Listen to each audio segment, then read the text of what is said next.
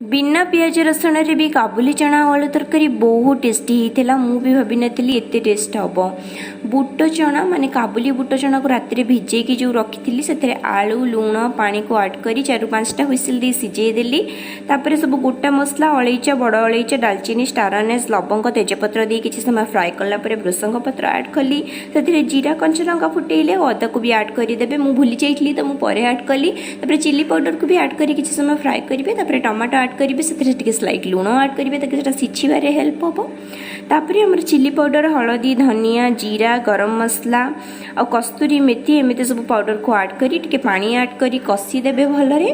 तापर आम सिझा आलू चना को दी 2-3 मिनिट कभर करी कषिदेवे। तापर कभर करी सठिक पानी लुण आड करी 10 मिनिट जाए कभर करी छाड़ीदेवे। तरकारी रेडी हो धनिया पत्र देदेवे। गैस ऑफ करी 2-3 मिनिट छाड़ीदेवे। तापर गरम गरम सर्व करी खाइबे। Thank you.